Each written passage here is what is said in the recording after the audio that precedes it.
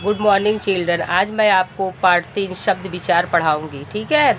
शब्दों की रचना वर्णों के मेल से होती है। शब्दों की रचना किससे होती है? वर्णों के मेल से होती है।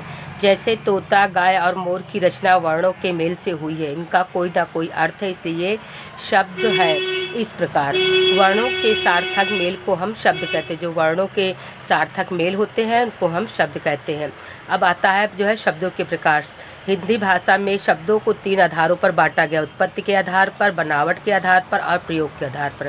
पहला आपका क्या? उत्पत्ति के आधार पर। उत्पत्ति के आधार पर शब्द के 4 प्रकार होते हैं। तत्सम शब्द, संस्कृत के वे शब्द जो हिंदी भाषा में जो के त्यों प्रयोग किए जाते हैं तत्सम शब्द कहलाते हैं। जैसे सर्प, ग्राम, सूर आदि।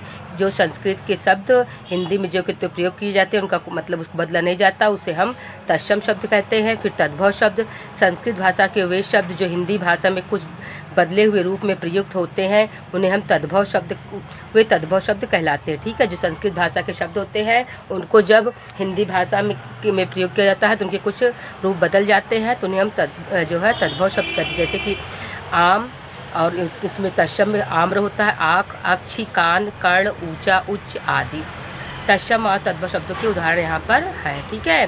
फिर आपका आता है देशज शब्द। फिर क्या आता है? देशज शब्द।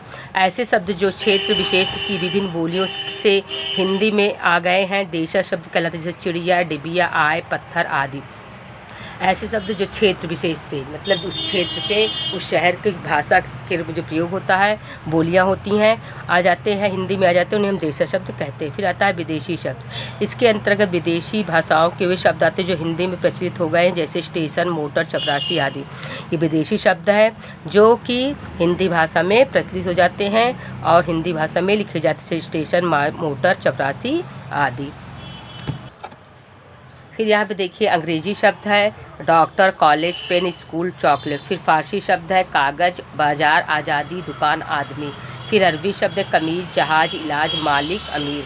फिर तुर्की शब्द है बहादुर, दरोगा, कैंची, तोप, चम्मच। फिर पुर्तगाली शब्द है चाबी, बाल्टी, संतरा, तौलिया, आपका जो है अलमारी। फिर चीनी शब्द चाय, लीची, तूफान, पटाखा, चीकू। ये सब जो है विदेशी शब्द हैं बच्चों। फिर रचना या बनावट के आधार पर। रचना के आधार पर शब्द के 3 प्रकार होते हैं: रूढ़ शब्द, यौगिक शब्द और योगरूढ़ शब्द। रूढ़ शब्द जो शब्द हमेशा से किसी विशेष अर्थ के लिए प्रयोग होते रहते हैं उन्हें हम रूढ़ शब्द कहते हैं। जैसे कि कमल, लड़की, पगड़ी, चिड़िया। जो शब्द हमेशा विशेष अर्थ में जो है प्रयोग होते हैं उन्हें हम बच्चों रूढ़ शब्द कहते हैं। फिर अयौगिक शब्द आता है वे सार्थक शब्द जो कई सार्थक शब्दों के योग अथवा मेल से बने होते हैं उन्हें हम यौगिक शब्द कहते हैं।